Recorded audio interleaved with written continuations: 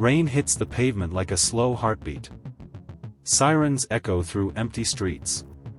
Somewhere in the distance, another mother screams a name the world will never remember.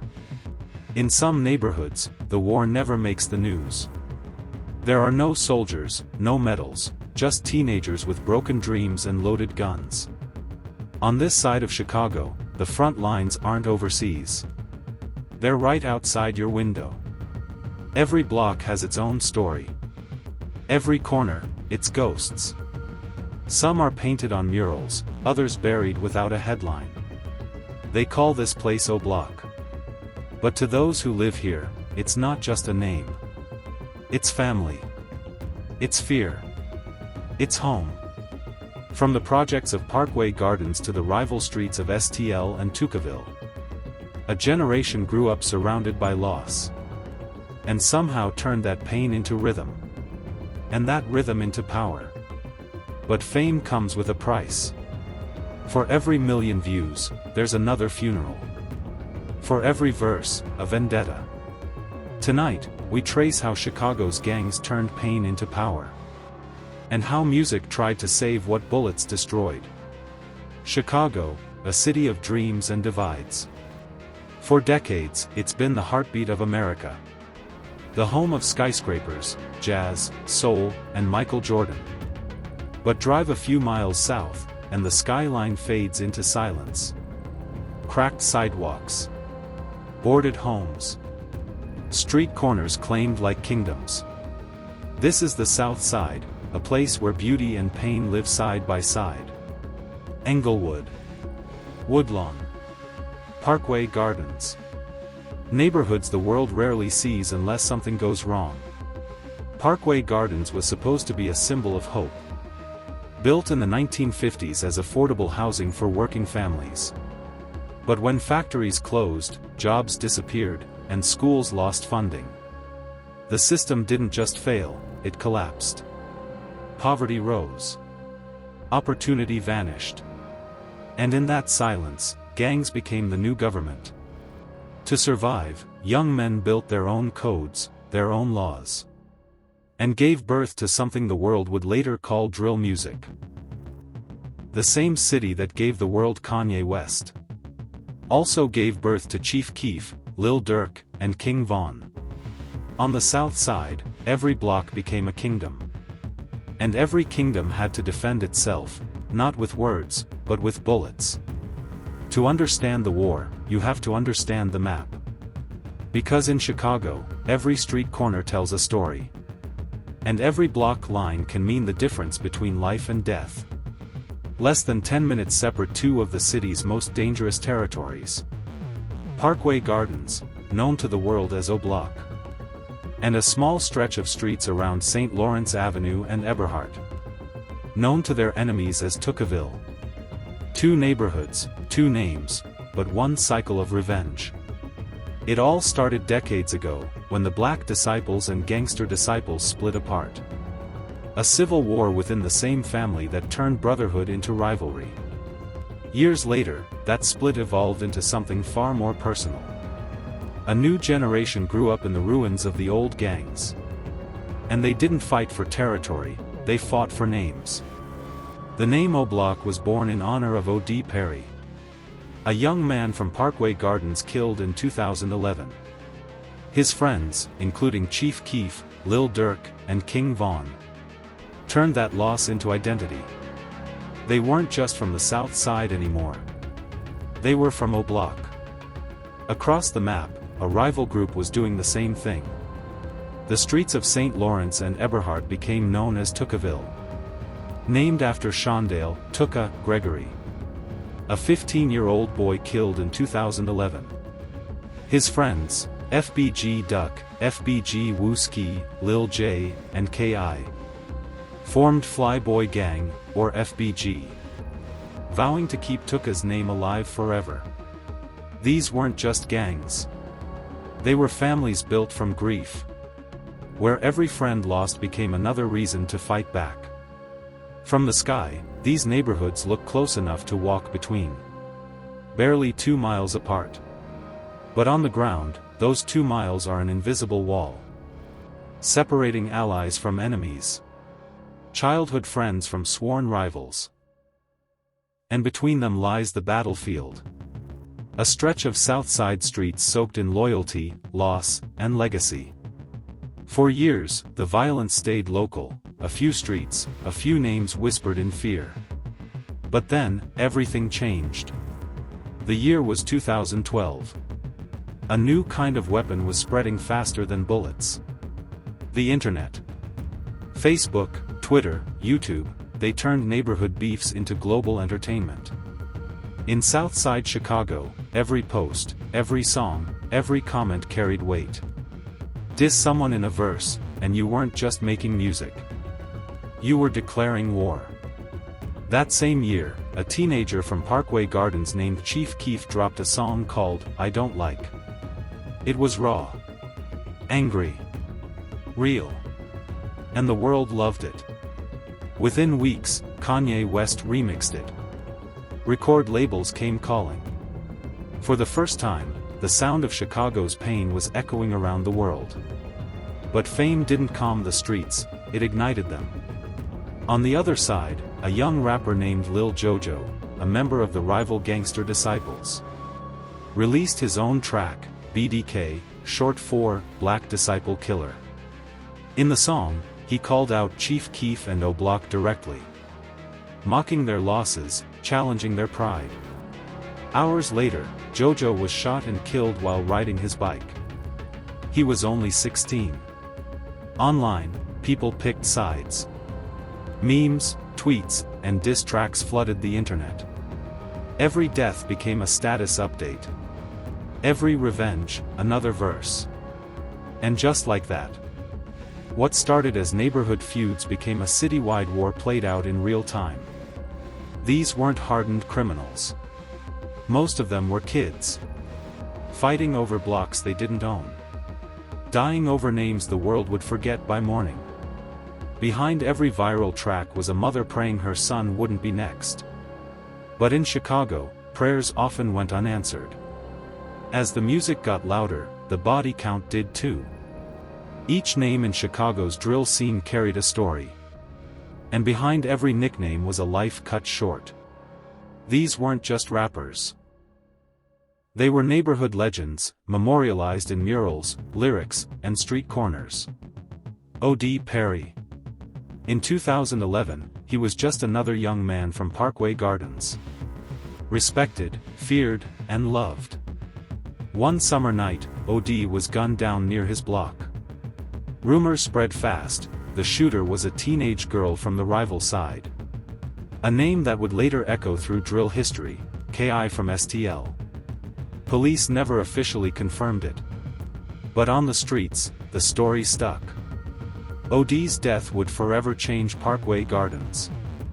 His friends renamed the block in his memory. From then on, it wasn't just Parkway Gardens. It was O-Block. And that name became a badge. One carried in songs, in pride, and in pain. Lil JoJo. The same year Chief Keef rose to fame, JoJo, a GD from the rival side, was making his own noise. His track BDK directly called out the BDs, mocking their fallen members. Hours after uploading his final post, JoJo was shot while riding his bike on the south side. He was 16. The internet turned his death into a spectacle. Jokes, memes, hashtags. While his family mourned in silence. For the gangs, his death wasn't the end. It was fuel. King Von. Years later, O-Block would produce another name known far beyond Chicago. King Von. Von was different. Charismatic. Fearless. A storyteller who could rap about the streets like he was painting a picture. Fame came fast. But so did old enemies. In 2020, while celebrating his success in Atlanta, a fight broke out between his crew and rapper Quando Rondo's team. Within seconds, gunfire erupted. King Von was shot and killed. He was 26. It wasn't Chicago this time. But the same street energy followed him across state lines. FBG Duck. Just months later, the rival side lost one of its most famous voices. FBG Duck, known for his hit, Slide, and years of dissing O Block, was gunned down in broad daylight. Not in the South Side, but in Chicago's Gold Coast, one of the richest areas in the city. It was bold, brutal, and shocking. Federal agents later connected the hit to alleged O Block members, charging several with conspiracy and racketeering. The message was clear. No matter how famous you became, you could never really leave the war behind. Drill music gave these young men fame, money, and millions of fans. But it also tied them to the pain they were trying to escape. Every lyric was evidence. Every song was a confession. And every victory came with another funeral. After years of bloodshed, the streets began to quiet. Not because the war was over, but because the law had finally caught up. In 2021, federal agents announced a massive indictment. 5 alleged members of O Block, charged with the murder of FBG Duck. The government called it a criminal enterprise. A hit carried out in broad daylight, fueled by gang rivalry, celebrated in lyrics, and tracked through social media posts. What was once a neighborhood feud had become a national headline. Then there was Lil Durk and King Von, 2 of the biggest names to come out of the South Side. In 2019, Atlanta police charged them both with attempted murder and armed robbery, after a shooting outside a lounge. Surveillance footage, shell casings, witness statements. For months, the case dragged on. But before it could ever reach trial, King Von was killed. The charges against Lil Durk were later dropped. Still, the damage was done. Another reminder that fame couldn't protect you from your past. On the other side, Lil J, from STL/EBT, bounced between viral moments and prison sentences. Gun charges. Parole violations. A cycle that never seemed to end. For every young man who made it out, 10 more were still caught inside. Because in Chicago, the line between the booth and the block is razor thin. A hit record one day, a mugshot the next.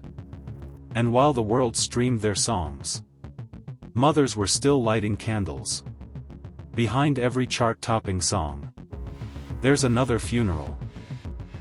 Another mother crying. The music didn't just tell their story. It became evidence of it.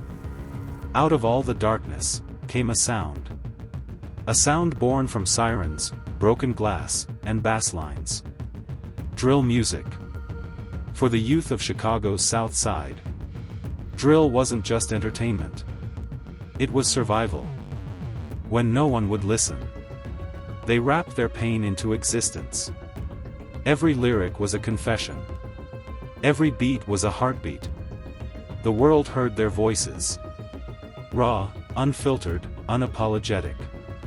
Songs like I Don't Like, War With Us, and Crazy Story turned street slang into global anthems. For the first time, the world saw the South Side. Not through the news, but through the eyes of those who lived it. But with fame came danger. What started as storytelling became scorekeeping. Diss tracks turned into death sentences. A single lyric could reignite a feud. A single tweet could lead to a shooting. And social media made everything louder. Fans cheering on real wars like it was a sport. YouTube views replaced peace talks. Instagram lives became confession booths. The music that once gave them a voice started pulling them deeper into the same violence they were trying to escape. But even in the chaos, there were voices trying to change the story. Lil Durk funding youth programs. G Herbo opening trauma centers for kids. Artists using their fame not to glorify violence, but to heal from it. Because for all its controversy, drill isn't just about death. It's about expression. A cry for help wrapped in rhythm. A generation saying, "We're here. We exist. Don't ignore us." Music was meant to free them. But sometimes, it chained them tighter. Every beat hides a heartbeat. Every lyric hides a loss. In neighborhoods like Englewood and Woodlawn, violence isn't shocking anymore. It's expected. Kids grow up learning to hit the ground when they hear fireworks. Because half the time, they're not fireworks. Mothers raise their sons knowing one mistake, one wrong friend, one wrong street, could mean a lifetime of grief. Psychologists call it chronic trauma. But in Chicago, it's just called life. These kids are fighting battles that most people can't even see. PTSD before they're teenagers. No therapy. No safety. No way out. And when the police drive past, there's no comfort, just distrust. Because for too long, protection never looked like them. The system failed them before they ever had a chance. Schools underfunded. Jobs gone. Streets flooded with guns that no one remembers buying. So they pick up a mic instead, trying to make sense of a world that already wrote them off. But here's the cruel truth. While Chicago bleeds, the world watches, entertained. Every diss track, every viral headline, every music video that looks like a war zone. Millions of clicks, billions of views. Pain turned into profit. Record labels, blogs, and fans. We all play a part. We consume the trauma like it's a movie. But for them, it's real life. A mother once said in an interview, "When my son died, they didn't talk about his dreams. They only talked about his gang." That's the world these families live in. Where grief becomes content. And justice is just another trending topic. Behind every viral track. Behind every mural. Behind every name we hashtag. Is a life that ended too soon. And a city still trying to heal from the echoes of its own music. What started on the corners of Chicago soon echoed around the world. The pain. The rhythm. The raw truth. It caught the world's attention. Kanye West once stood for the old Chicago. Soul, poetry, ambition. But then came Chief Keef. And the city's heartbeat changed forever. His breakout hit, I Don't Like, didn't just dominate the streets. It caught the ear of Kanye himself, who remixed the track with Drake, Pusha T, and Big Sean. Overnight, the sound of pain became the sound of profit. Chicago's drill was now global. Across the ocean, young artists in London and Manchester picked up the torch, giving birth to UK drill. Then came New York drill, Afro drill, French drill. The accents changed, but the message stayed the same. Survival. Soon, every country had its own version of O Block. Its own youth caught between fame and the streets. And as the sound grew, so did the spotlight. YouTubers, bloggers, and hip-hop journalists began breaking down every diss, every beef, every post, turning real-life danger into digital storytelling. Some did it to inform. Others did it for clicks. Either way, the world couldn't look away. Meanwhile, many artists tried to move on. To trade war stories for chart hits. And funerals for tours. But the past doesn't forget that easily. Fame gave them money and microphones. But it couldn't silence the ghosts of home. Every interview, every concert. The war still followed, in whispers, in lyrics, in eyes that never stopped watching. Because in drill culture, fame and danger walk side by side. One builds the other. And both destroy the ones who live it. For the kids of O Block, fame doesn't always mean freedom. Every lyric comes from pain. Every success carries a shadow. Chicago's story isn't just about gangs. It's about survival in a city that forgot them. It's about the mothers who still wait for sons that will never come home. It's about the artists who used microphones to fight the silence. And found that the world was listening. But not always understanding. Behind the headlines, behind the music, there's a generation trying to rewrite their fate. Some are still trapped. Some are healing. But all of them are proof that even in the darkest corners of a city, hope refuses to die. Because every mural painted, every song released, every candle lit, is a reminder that these lives mattered. Not as statistics, not as gang members, but as sons, brothers, friends, dreamers. The story of O Block isn't about death. It's about the fight to live. If you believe these stories deserve to be told with truth, not just headlines, hit that subscribe button. Share this video. Not for clout, but for awareness. Because the more we understand their world, the more lives we might save. You've just watched The War That Built O Block. But this is only the beginning. Part 2, The Streets That Raised a Legend. Coming soon. Until then, remember, every name you hear in a drill song was once a kid with a dream.